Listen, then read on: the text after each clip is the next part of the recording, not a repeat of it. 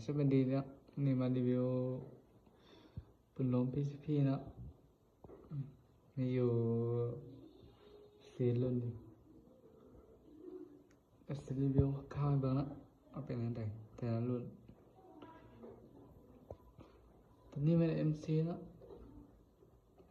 เก็บเสียงเป็นของ FX เนาะแล้วก็ขับราวเป็นราว TK เนาะ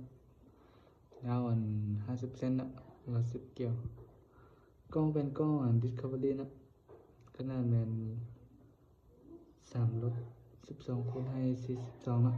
มีแสงในตัวนะตัวนี้สุดยิ่งเป็นของ MC นะภาพไทยเลยสุดยิ่งเป็นของ MC แล้วก็ว่าเป็นว่าปั๊มนอกนะว่าปั๊มในก็มีกันว่าปั๊มในเป็นแบบนี้นะว่าปั๊มในเป็นตัวนี้นะใส่เลยมันเล็กน้อยแต่นี่ว่าปั๊มใน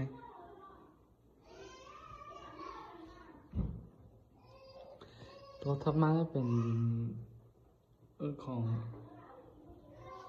เซซองนะเก็บเสียงเป็นของ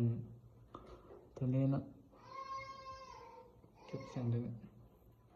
ขับลำรุ่นเดียวกันราวรุ่นเดียวกันนะทางรุ่นเดียวกันนะทางคาร์บอนก็มีกันทางคาร์บอนสดิ้งเป็นของเคซองอ่ะไทยกันกล้องเป็นรุ่นเดียวกันวาวเป็นวาวปั๊บนอกคือกันนะใช้วาวปั๊บในก็ได้นะวาวปั๊บในก็มีก็ตัวนี้เป็นรุ่นของเทอริคอนะเก็บเสียงสีฟ้าตัวนี้เก็บเสียงเบาเก็บเสียงได้อยู่ประมาณ 98% นะเราเป็นเรารุ่นเดียวกัน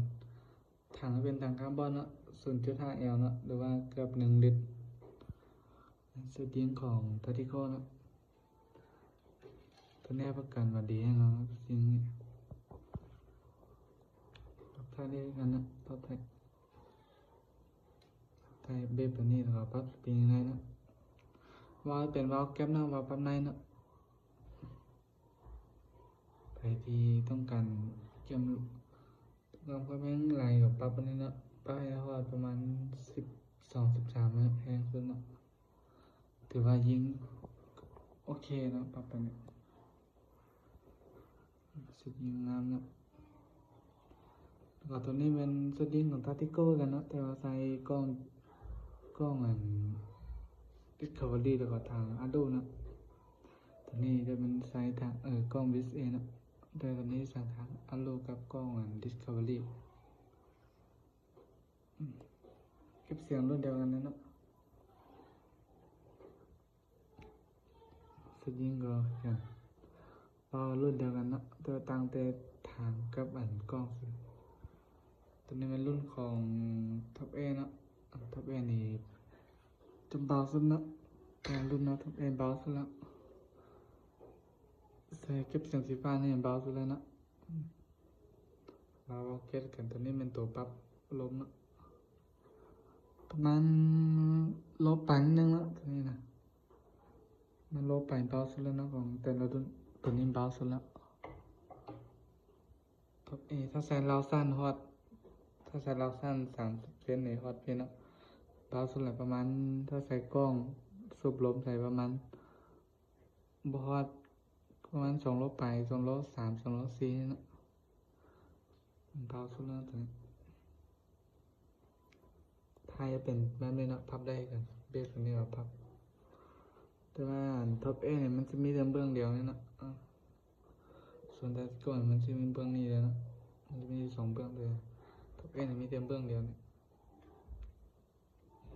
แล้วก็ตัวนี้ล็อกไข่มันต้นผลิตเริ่มปี2025เลยตัวนี้ตัวไม้ล่าสุดมันนะนี่มันงานสายงอนราคาเธอแล้วก็คุณภาพดีนะคุณภาพสูงนะไปได้ไปถือว่าโอเคนะเราปิดหวังครั้งนี้ประมาณนี้นะลูกค้าใดที่สนใจรุ่นอื่นก็ติดต่อได้นะมีดาวก้อนแล้วก็เฟสเตอร์มี2 รุ่นนี่นะแต่ว่า2 รุ่นนี่เดี๋ยวนี้มีพร้อม2นะถ้าใคร รสนใจเราติดต่อ